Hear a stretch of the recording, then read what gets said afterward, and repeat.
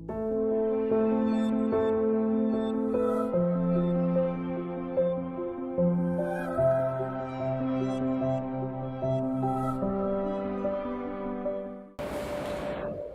the last episode, we presented the problem succinctly, I hope, that all these problems of who perceives, how we put meaning into the electrical image in the brain,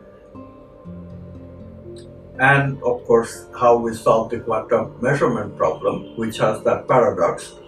Without the observer, there is no actualization, or what physicists call quantum collapse of the wave into particle, whereas the observer, manifest observer, does not enter the picture until there is a collapse. So all these two things together. This is the way of science. It has been this way of science all this time. And this is giving us a hint that indeed we have to solve these problems together. Many scientists get very misled because they think they can solve it piecemeal. And yes, piecemeal, there are many ad hoc solutions you can find to the quantum measurement problem. But they don't solve the problem of the observer, the perceiver, not that problem. They solve half of the quantum measurement problem. They solve the problem of how you can get the object, which is true. Object also collapses from the manifestation process. But subject also has to collapse, no? The oneness has to become two. A subject looking at an object.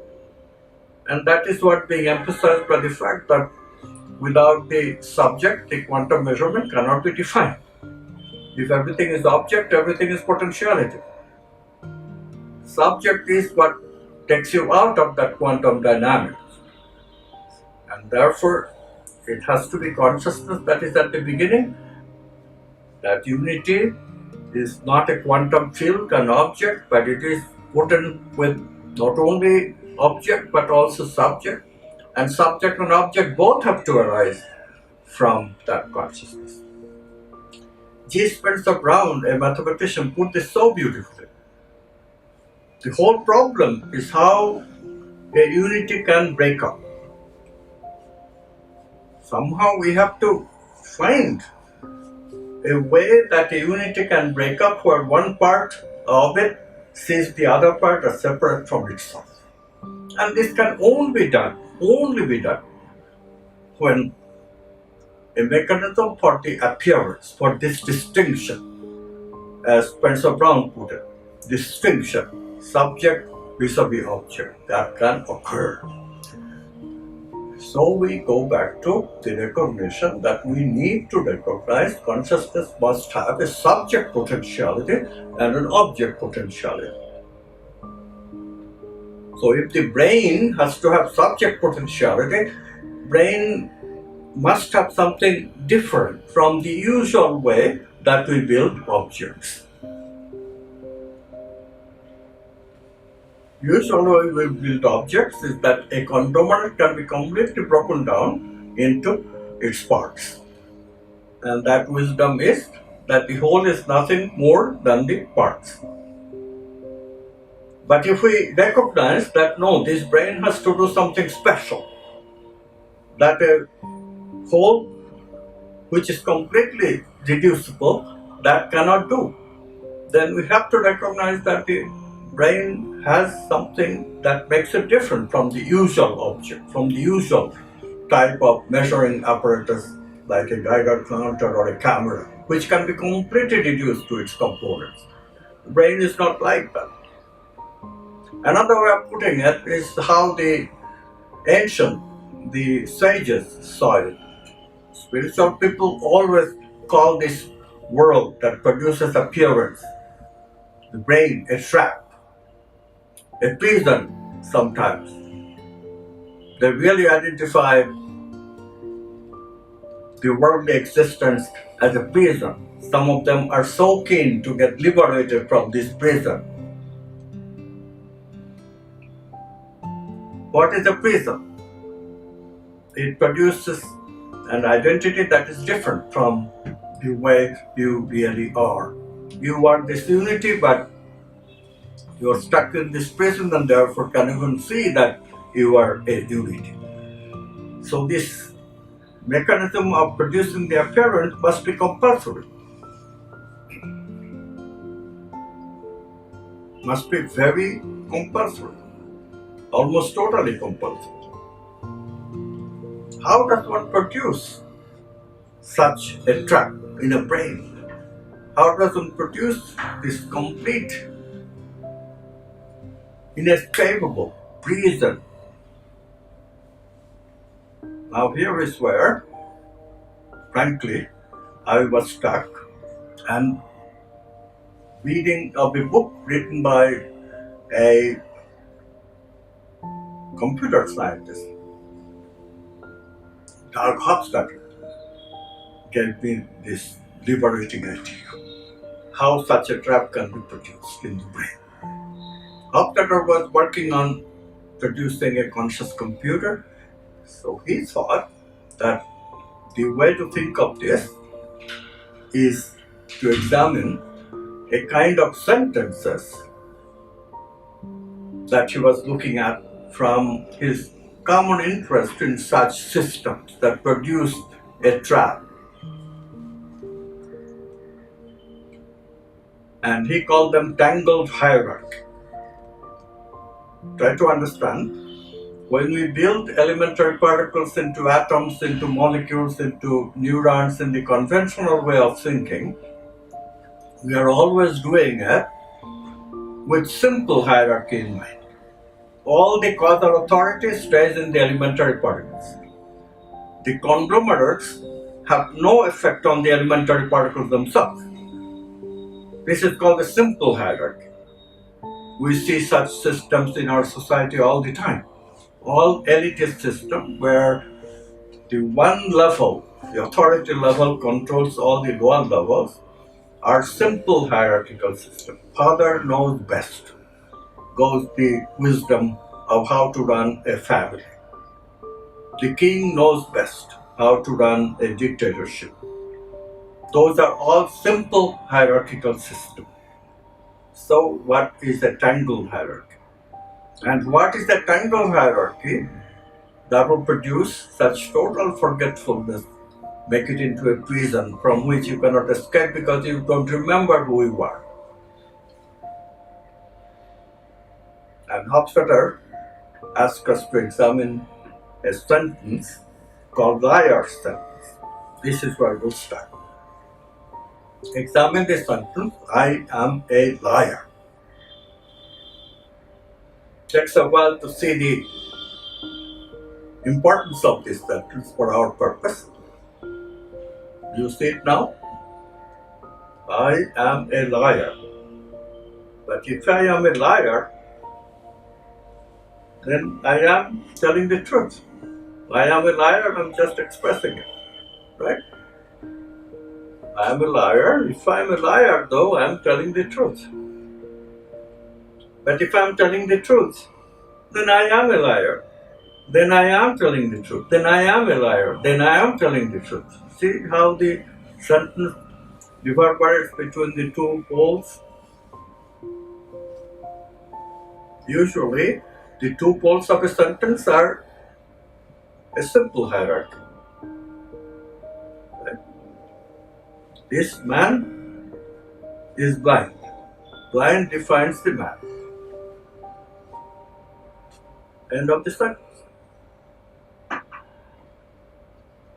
But in the case of liar sentence, I am a liar is not the end. There is a contradiction. If I am a liar, then I am telling the truth. That brings me back to who am I really? Look at me again from the beginning. If I am telling the truth, then I am a liar. If I am a liar, then I am telling the truth. If I am telling the truth, then I am lying. This infinite going back and forth is what a tangled hierarchy is about. And you realize something very special about this, that for our purposes, if you enter this system then you can forever go back and forth. Until, of course, you realize that you don't have to. You are totally capable of jumping out of the system, because system is just a construction of the way we construct English grammar. The particular meaning we have put into the words. If we don't know those meanings, then there is no circularity. Circularity is arising because we are interpreting "I am a liar" in that way. Liar and truth, all those things are part of the meanings we put in these words, the convention we use for the structure. In other words, the grammar of the sentence. How this subject and the predicate are related in a sentence. All those things are conventions. If somebody doesn't know the convention, it's fine. If a foreigner is confronted with this kind of paradox, initially he won't see why this is a paradox. He'll just say, "Why are you a liar?" Not understanding that we are talking about a paradox. It takes a while to see how the sentence is using a trick. If we acknowledge what is underneath, then we realize we have to go back and forth, back and forth. If we see that it's just a trick, we can jump out of the system. So this jumping out of the system makes us think that we don't have something special. And of course, this jumping out of the system is why you cannot make this kind of system in a computer. In the case of the brain, though, if you can identify such a system, look at what happens. When you jump out of the system, then where are you? You are in the unity gap.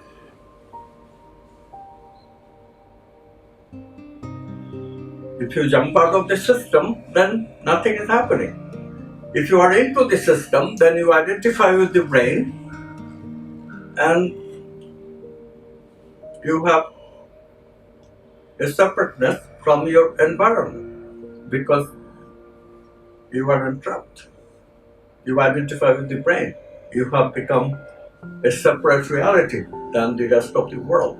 You see how skillful this construction is for our case when the tangle hierarchy is in the brain. If you have entered it in order to see through the brain, experience the world through the brain, and get caught in this tangle hierarchy and identify with the brain, then your identity is total in a sense. Because if you identify, then you see yourself separate from the world because you are the system. I am a liar. If I am lying, I am telling the truth. Telling the truth, I am lying. You cannot get out of it. You get out of it, what happens? You are in the unity. So you become unconscious. So in this way, in the actual case of the consciousness and the brain, if consciousness identifies with the brain, then it is looking at itself separate from the rest of the world. It is trapped. If it tries to get out, then it is back to unity again. There is no separateness, but there is no conscious awareness either, because there is no polarity, no identity, subject separate from the rest of the world. So it's a beautiful, beautiful description of what is happening in the brain.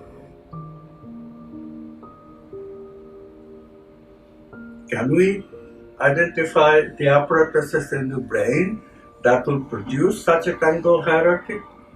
This took me a while to figure out. Then one day I was reading an article by a materialist philosopher named Susan Blackmore, who made perhaps an observation based on some intuition on her part, but she said perception and memory, these two apparatuses, are connected in a very peculiar way. She said perception requires memory and memory requires perception. She was saying it from some basis that she has in her mind, I'm sure. But I immediately understood this is perfect. Because indeed, first part of it is undeniably true. Memory requires perception. Undeniably true. Without perception, there is nothing to memorize. But in quantum physics, you know what? Perception also requires memory. It's a little bit subtle. Because the world of the quantum has one problem in it, which is so fundamental that philosophers have been trying to solve this problem from the beginning of science and they have not been able to solve it. The problem is that time, in both Newton's way of treating the movement and also the quantum way of treating the movement, the mathematics of Newton and mathematics of the quantum has one common thing. In both equations, time can go both ways. Time can go forward or time can go backward. But the real world, of course, is defined by the fact that time always goes forward, from the past into the future. We are the present. You cannot get rid of this one-wayness of time. So we have some artificial ways that introduce one-wayness of time, arrow of time as it is called, by a concept called entropy, disorder. We say order gives into disorder, but those laws cannot be proven from the fundamental laws, Newton's laws or the quantum laws. So what is the mystery here? This has always been a question, fundamental question of philosophy. Some philosophers have given the answer but could not produce the mechanism for any substantiality of the answer. The answer, of course, is that it is our memory that creates the one-wayness of time. Now we are finding that that's very basic. Why is memory important? Because memory then is essential for making time one way. So without memory, there is no perception of the world because there is no world as we experience it with one-way time. So now we see clearly the tangled hierarchy. Without perception, there is no memory because nothing to memorize. But without memory, there is no perception because there is no one-way time, which is basic for the world. The world has to have one-way time. So perception and memory are a tangled hierarchy. A trap that we need for consciousness to identify itself with the brain. And once we have the trap, again, to emphasize once again, why is the trap compulsory or has to be so compulsory?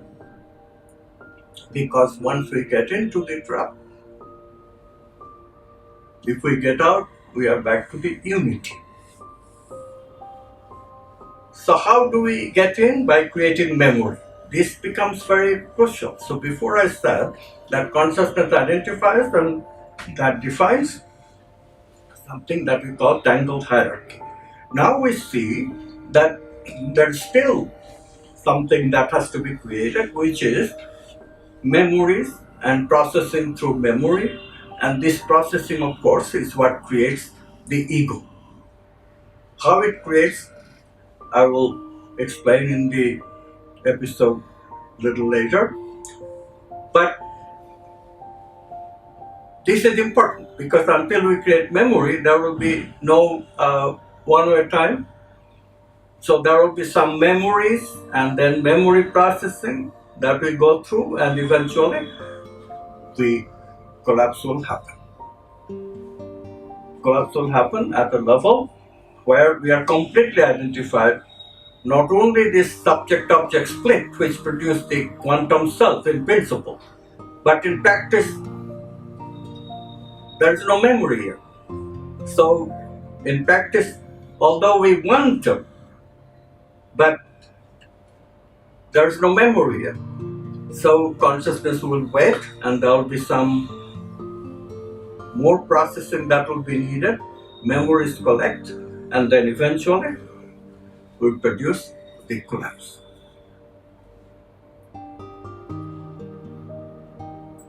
And the question is that this collapse that we normally will do, then we'll have all this identity very established, and so we call it the ego.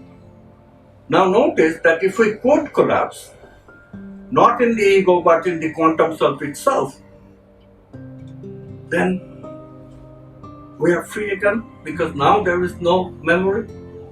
So it has become a system where there are two selves. One self is the natural normal self, because in this self time exists, in this self we have one-way time and we are really bound to the world. But then if we can become aware that no, we do have freedom and we do not have to be trapped in this memory, but then what is the condition?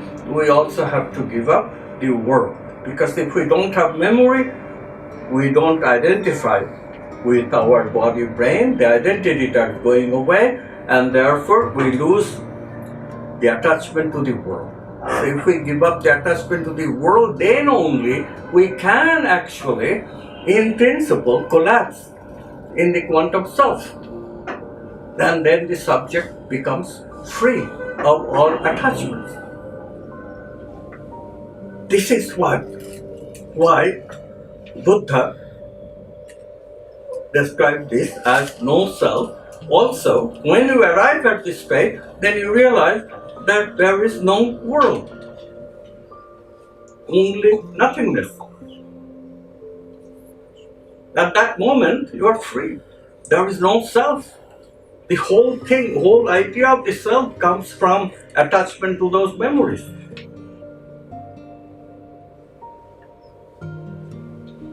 How subtle is that? How beautiful is the realization of these great masters? And then the big question, of course, is that is there a way of verifying these ideas? Is there an experimental way that we can see that there are indeed two selves? Is there any experimental way to verify that if we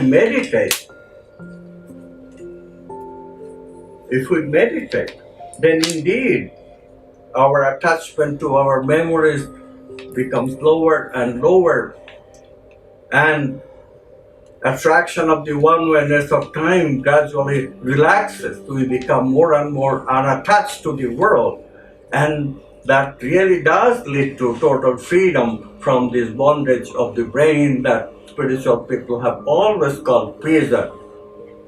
And then they become free, and that state is called various names like moksha, which means liberation from this prison, or nirvana, extinction of all attachments, all desires. These people totally understood the phenomenon that is causing the manifestation of the world. And why you now understand in some writings of philosophers like Sri Aurobindo, this forgetfulness has been emphasized so much. Yes, we forget that we were that free, that unity consciousness. We never were this. We never had to enter this prison. But we did. And why did we do it? This then becomes the central point. Why did we do it must also have very much of meaning, because it's all scientific. It's all coming from those laws of the new science. Science based on consciousness, science based on the primacy of consciousness, which I call science within consciousness, or quantum science. It's lawful. There's nothing in this which requires any God's will or whimsy or God's play, all those words that come into the philosophical description is unnecessary if we just realize this tangle hierarchy, this collapse of the quantum possibility is a tangle hierarchical collapse. That's all we need to recognize it. And the tangle hierarchy between perception and memory apparatuses, which creates this one-way time. And the release from time is also a release from all bondage. This is why mystics always emphasize present-centeredness. If we are at that moment, then there is no bondage. We realize that we are free. We never have been bound. This really is an appearance caused by this tangled hierarchy, which we now can call it Maya, that Sanskrit word which has created so much confusion in Indian culture. Is Maya trivial or is Maya non-trivial? Now we find that it's up to you. If you are ready to give up the bondage, of course, Maya is producing what has now become triviality for you. You don't want to be part of this bondage. You don't have to. But if you are part of the bondage, then what are you doing here? That becomes the central question. What are you doing here? And then we bring in the other part. Remember, in the last episode, I talked about the role of the mind. Remember the last episode we talked about Panchakosha, the 5 worlds within consciousness. What are we doing here? This question becomes paramount when we have just consciousness and matter. Then we don't see what are we doing here. We have just taken up a bondage. And that doesn't make any sense. But remember the journey of the boy. The boy discovered, no, there is feelings. No, there are meanings. No, there are these archetypes. The Ghana. That gives the context of this mind that produces thinking and this vitality that produces feeling. All these things. And that's why we stay in the world, to manifest those experiences. Yes, it does not make any sense to manifest just the experience of the material world, because material world has nothing to offer us except the hardware, except the brain, except the way that will produce this entrapment, this embodiment of consciousness. So it's a very significant contribution of the material world, and yet material world does not give us any reason to stay in the world. Why do we stay in the world? Why is the world important? The world is important because of these other manifestations which now opens up. This trap which can entrap consciousness that we call life, and eventually complex living system that the brain is. The same trap can also make representations of these feelings that we have, these meanings that we bring, even these archetypes of feelings and meanings. And that's the game, that's the purpose, that's the reason that all these are part of the creation. All this is part of our experiences. Do we have any other recognition in modern science, modern philosophy, that there is a forcefulness in the way we experience the world? Materialist thing, there is only sensing. All the other things are trivial, incidental to the sensing. They really don't see any meaning to the universe. The Nobel laureate physicist wrote bluntly, the more I look at the universe, the more I find it pointless. No meaning. That is the view of the materialist. But the view from this side is very different. We make the world only because there is meaning. You see?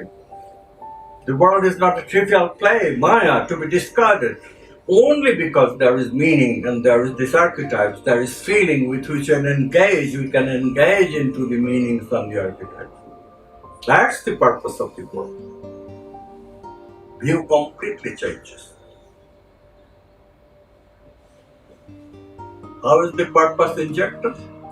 Purpose is injected not only to bring in a sense of why we do what we do, but also later on we'll see that the evolution from a simple life of the living cell, single cells, to all the way to the complex brain, this evolution is purposive. The purpose clearly shows up. The one-wayness of time clearly shows up in biological evolution. That too is a very important part of the integration that quantum science is producing. And all of this has a history.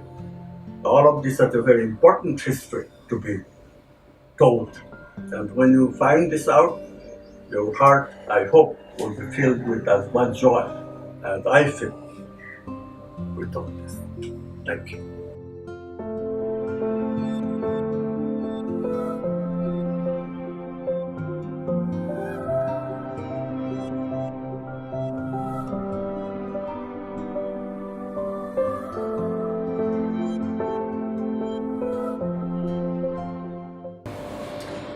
A brilliant question has been raised from the audience, and the comparison between two archetypal explorations that had defined the spiritual explorations of all humanity, especially in India, comes in connection with this question. The two archetypes are wholeness and self. Now, self is something we are talking about constantly in connection with how consciousness embodies in the brain, is how the self is acquired by the brain. And then we decided, because of the essential nature of memory in the process of embodiment, the embodiment of consciousness in the brain requires a certain amount of memory, and this is why the ego that we experience is compulsory if you want to stay in the world.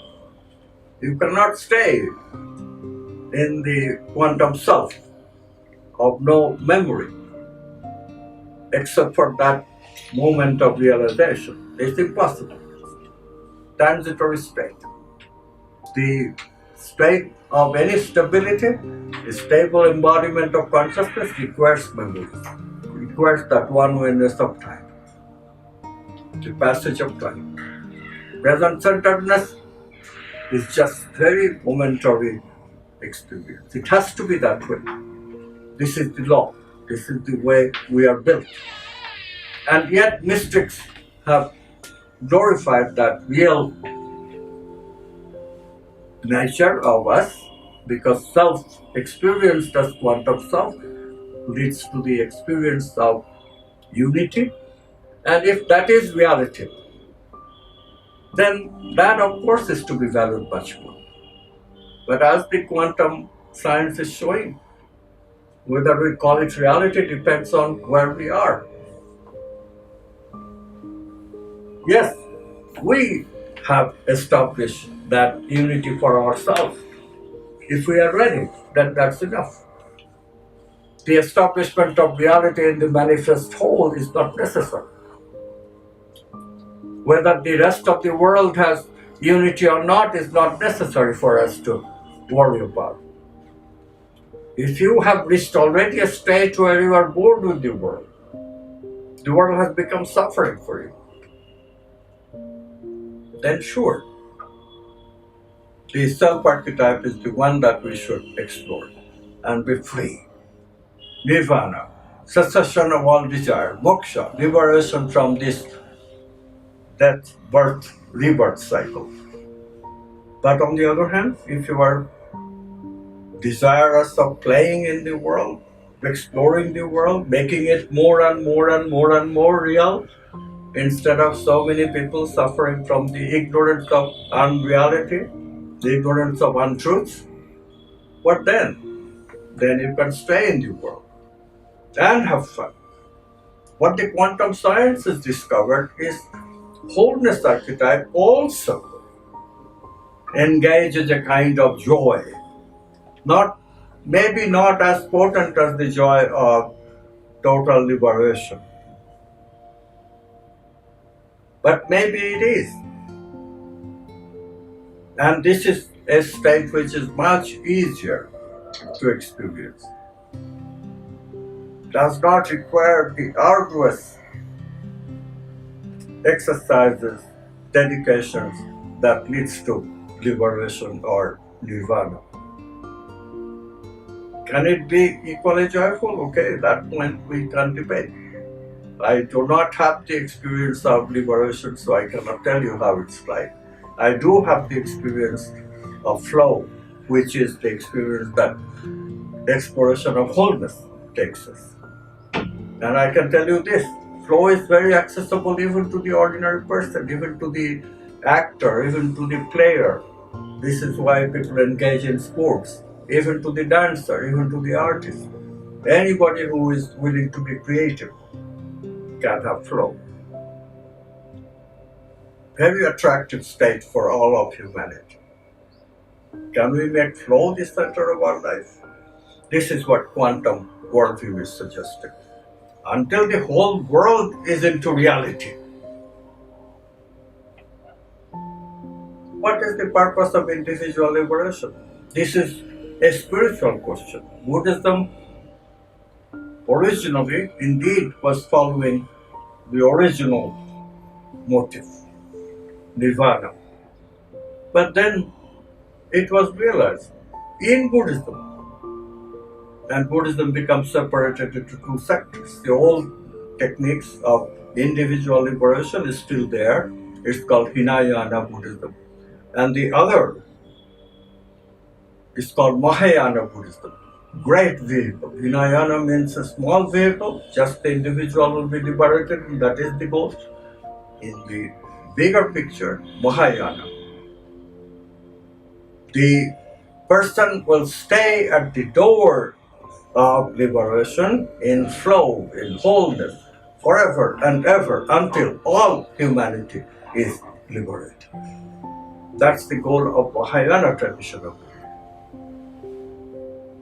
So even in the spiritual tradition, there is a recognition of wholeness, and as I said earlier, in the Indian Hindu tradition, this wholeness archetype has been recognized by Krishna in the Bhagavad Gita and brought forth in Sri Aurobindo's work, very powerful, called Integral Yoga.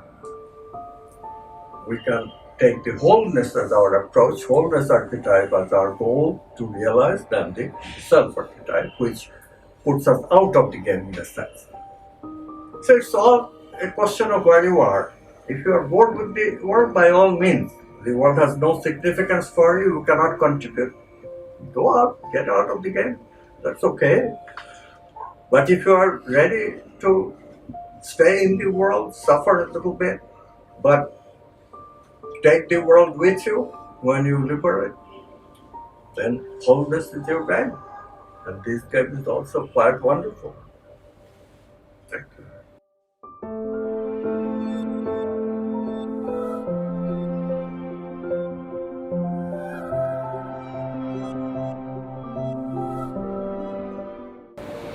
An interesting question has come from the audience.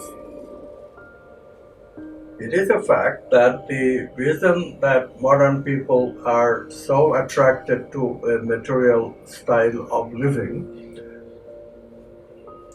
partly is because technology offers a very enticing way of keeping yourself engaged. We might even say keeping yourself very pleased. By that, what I mean is that previously people had to suffer other things, but one of the sufferings could not be eliminated even for the rich, for the powerful, which is boredom. everybody used to get bored a lot because that is just something. If you stay within the human cognitive power, the brain can realize only a certain amount of exploring power, and the limitation of the brain produces us these periods of boredom. And then the question is, how can we avoid boredom? And that question is answered by, well, of course, we use technology. Today, indeed, we use cell phone, we use social media, we use computers, so many ways to occupy ourselves. We keep ourselves away from boredom. But that's not the whole story. When you look at the whole story, it is a fact that even the scientific materialists are now perceiving that use of cell phone actually downs people down. Initially, it looks like, yes, we don't have boredom anymore, and that would be wonderful to liberate the human spirit from suffering. But it doesn't, you know. A subtle, another form of suffering enters, and it is worse. When we engage with these technologies of the modern, we become information processor, not meaning processor. We become explorers of the conditioning, explorers of machines. And the more we do that, our consciousness becomes even more constricted than before, machine-like. And that too is a kind of suffering. And eventually, the people who are ready to acknowledge that, they do acknowledge that we are becoming machine-like. It's a stupor. You cannot cognize anymore. So the very fact that we wanted to be entertained, to avoid boredom so that we become free for other kinds of activities, that becomes a mirage because you are not capable for engaging those activities anymore. Because you have been literally dumbed down, become more machine-like. So this mirage that we can use the machines for becoming more conscious is really a mirage. People constantly ask me, virtual reality. Can we use virtual reality for creating a reality in which we are all connected? Yes, we can. Then even the connection you are experiencing is machine-like. What you're forgetting is that there is no experience in becoming a machine. The experience itself disappears, becomes mechanical, does not give us the humanness. The very humanness that is the reason for being alive as the human disappears. Can you imagine becoming less than a human, becoming an animal-like, becoming amoeba-like when our cognitive power really was very, very small? Can you imagine becoming like that? I can't, because I can't be in that state. But the people who are really taking this machine-like existence seriously, they can and they are very rapidly becoming that. Fortunately, the 15% don't have to worry about it. They cannot revert back to that. And that's the saving grace, and that will eventually liberate all of us from this very peculiar condition that has arisen. People thinking that this machine-like exploration will lead us to liberation. No, that's a total mirage. Machine-like exploration will lead you to more machine-like existence. And as you become machine-like, the joy of experience itself will disappear at some point. You'll be so dumbed down that you won't be able to experience anymore. And it may be too late to recover from that. These are the stupors that people are experiencing more and more. The brain itself gives up, develops a kind of plaque. It cannot retrieve the memories.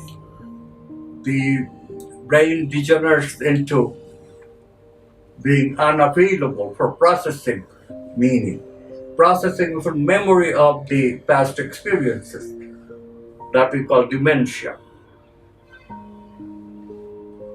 So it is very serious business not to think that way. You have to remain conscious after all. Even constricted consciousness is better than no consciousness at all, no experience at all. Yes, there is unity in that state also, but that unity is the unity of the stone, unity of the rock. Do you want to be a rock? Did we go through billions of years of evolution just to revert to being a machine? Remove those thoughts. We can't. We can use machines very cleverly to do our job that is machine-like. It is true that part of our mind has been kept engaged over the millennia of past into doing mechanical things that are necessary for survival. That's the use of the machine. So more we use machine to do the routine-like activity, we are freeing our mind to engage into what is human-like activity. Norbert Wiener, one of the founders of computers, he put it this way: let the machine do the mechanical jobs, let the human do their conscious jobs. And this is the way we are evolving, and this is what will happen and is happening already. Don't become a pessimistic person. Be optimistic, and we are going to explore the intuitive mind soon enough. We have to.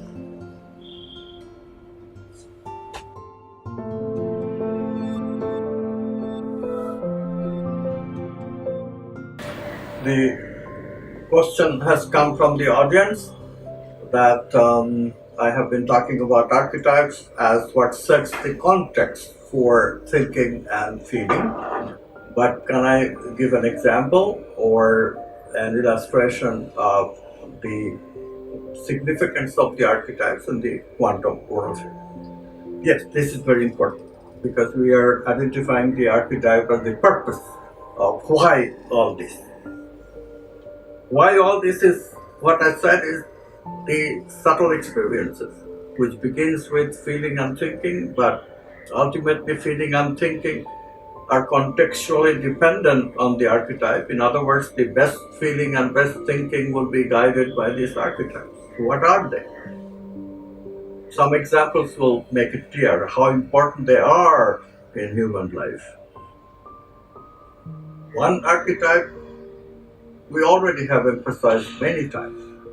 In fact, existence begins with that archetype. The laws of science, truth, Sat. In Upanishad, Brahman is defined as Sat Chitananda. Sat is the beginning. The Bible begins with the realization, in the beginning there is the Word. Again, the same concept, the laws, that begin the world.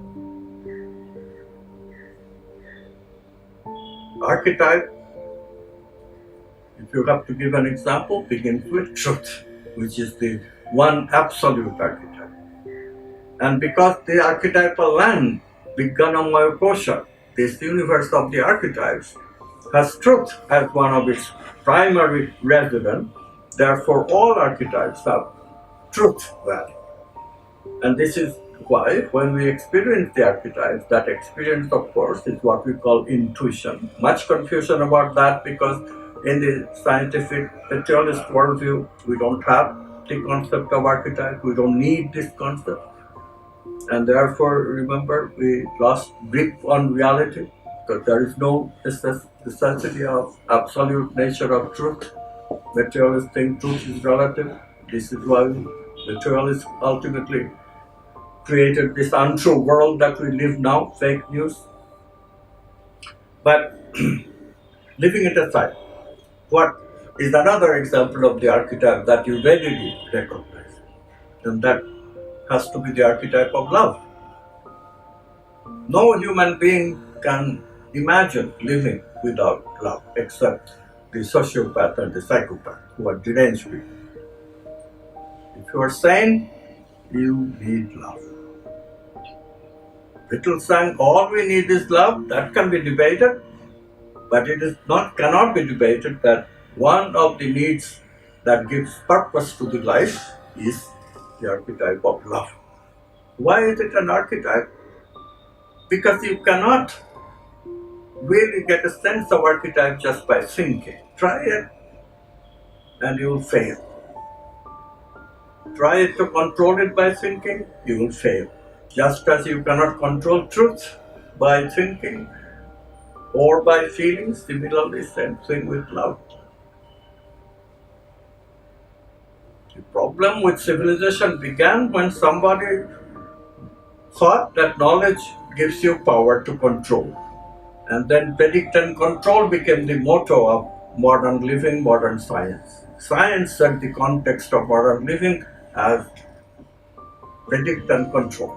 If you can predict how the world works, you can control the world.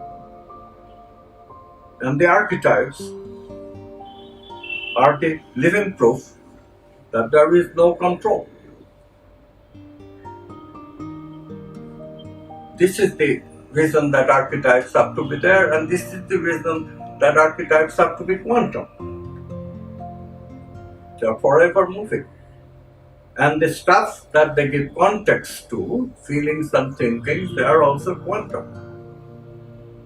They are also forever moving, forever changing. Archetypes. What are some of the other archetypes that are important for our life? Artistic beauty. That's their archetype.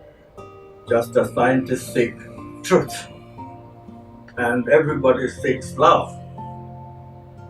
Then there is goodness. Society cannot be constructed without ethics, without sense of morality, without the idea that we should be good to other people. Where did this come from? This came from the recognition of essential unity of the world. It is a potentiality. Certainly, the unity is not compulsory. If you want to stay separate, you could. But the ideal world, you should manifest unity. And one way to manifest unity is to be good to each other. So all these archetypes are in a sense taking us towards unity. And that is also very important. Continuing, wholeness, that's another archetype that is very important for us. Why are so many of us inspired to be healers? Heal the disease that arises when we are lacking unity, suffering from dichotomies. That is because they have discovered the archetype of wholeness as a very satisfactory exploration. Still another archetype that attracts human beings is justice.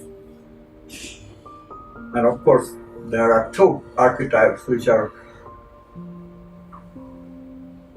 very important to us because they satisfy our low-level essential need that Darwin recognized, that is called survival. And for that need, we have two archetypes, abundance and power. These two archetypes are extremely tricky because they seem to be connected with survival, and therefore they seem to be something that if we got them, then we would be secure completely. And the tendency of us is to define them in a very limited way, and then seems like they are the end by themselves. People go on seeking material abundance, more and more wealth, thinking that they will realize abundance. But does it happen? Do you ever get enough? No, never enough. So that's not the way. Archetypes eventually leads to, all archetypes leads to unity, because eventually you come to the conclusion that abundance is more than material abundance. And that's when it becomes an archetype that takes you towards unity. When you seek abundance not only for yourself but for others, you are combining abundance with goodness, abundance with love, abundance with justice, abundance with beauty, and you have discovered the archetypal nature of abundance. Same thing is true of power. People who seek power for prediction and control they don't see the archetypal nature of power. Then you are limited. You think power can be used to control others, to dominate others. Power can be used in the service of these negative emotions that are built into the brain. And then when you discover the other archetypes, when you discover the unity of all things, then you realize that power can be used to empower others. And the archetypal nature of power is revealed. Then the archetype of power can lead you to unity as well. So, what are these archetypes? In ancient traditions, these archetypes were called the ways to attain unity. They were seen as spiritual values, the values that will take us closer and closer to unity. And that is their beauty, that is their use, that is their purpose. They are spiritual values.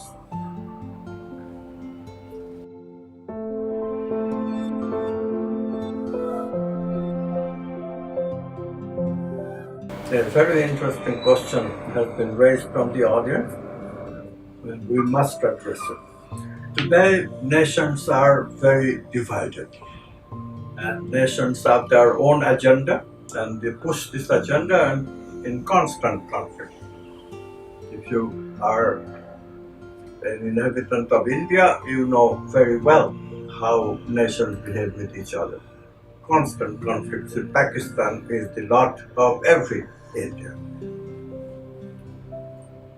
You have countries which all have a very individual agenda. Can these agendas ever see the unity of purpose of humanity, unity of the movement of consciousness that hopefully is taking us to unity? Not a potential unity, but unity in manifestation, unity in reality. Potential unity is not really reality because that has not happened yet. But when it happens, it becomes reality. So you can expect that the goal of the movement of the consciousness is to produce total reality, which means the potentiality of unity is completely realized. That may be an idea, an ideal, but we can make a case for whether such an ideal can be met.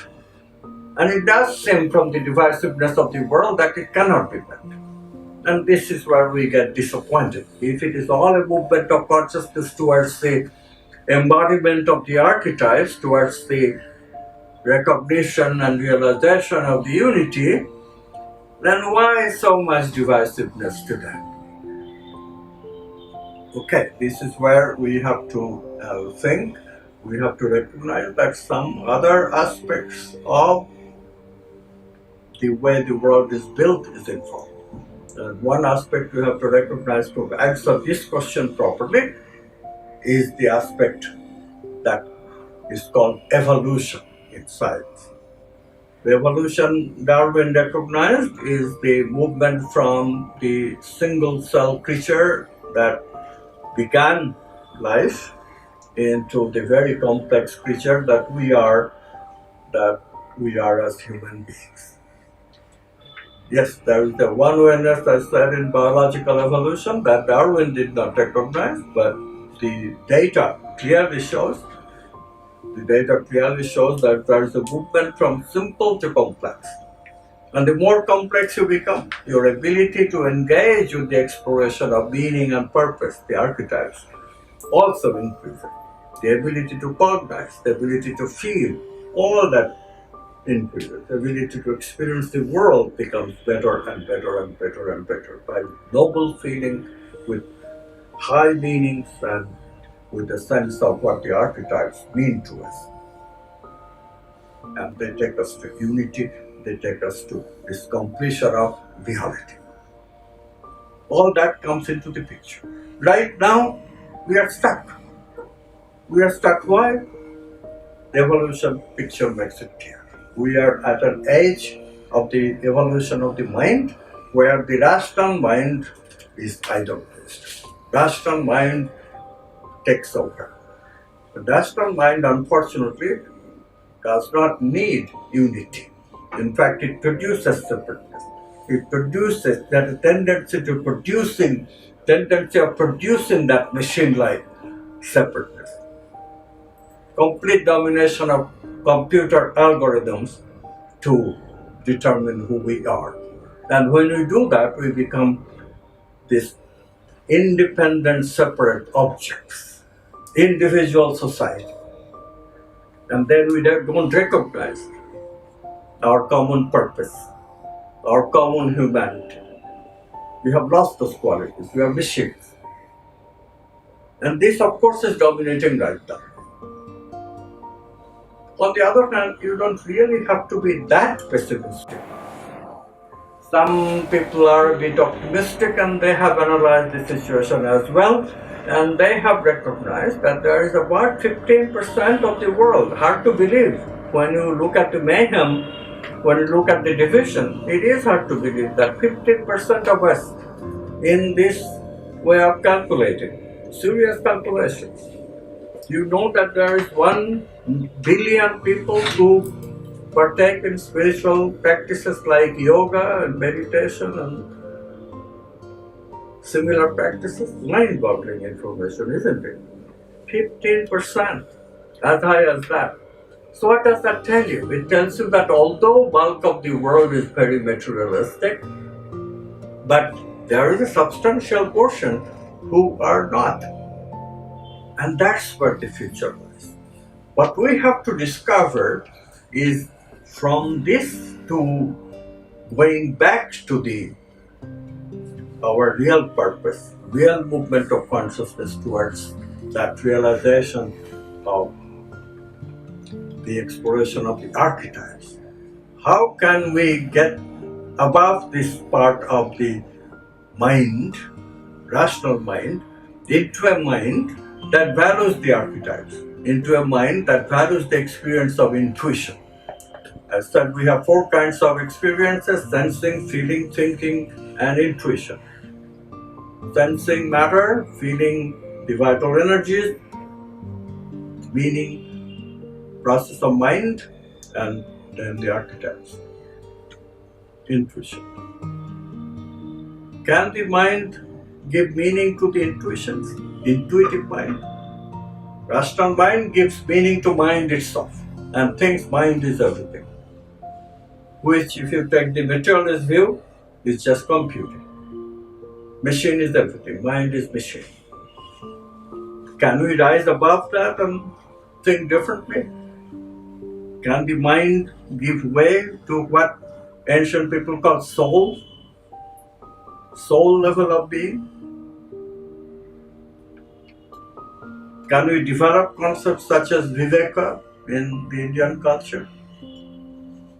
Discrimination in thinking? Can we bring back wholeness in thinking?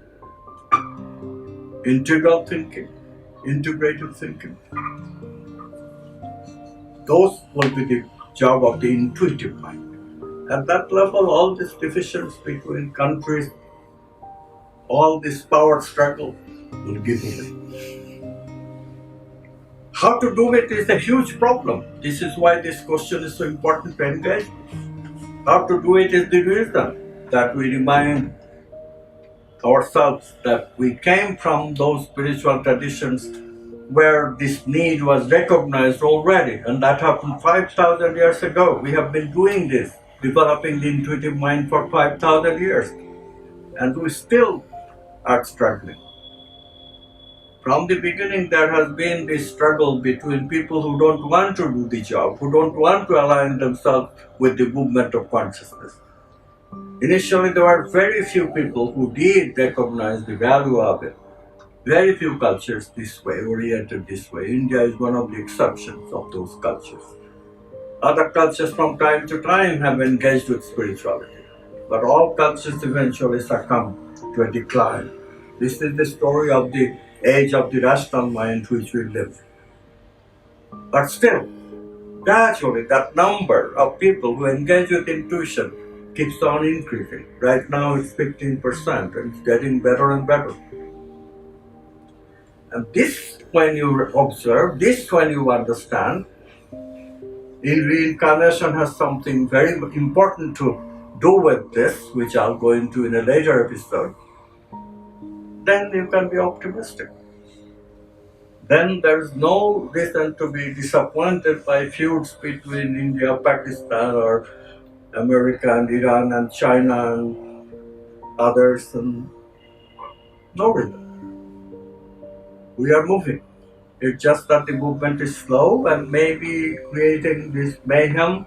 Consciousness is giving out a message. Crisis can be connected with opportunity, just as it shows danger. And the opportunity for what? Opportunity for a creative quantum leap. This too can happen. So the quantum physicist, quantum scientist, quantum activist looks at the whole thing as an opportunity to grow to a higher level, the intuitive mind. How can that be hastened? All will be subject of this series. Hold on.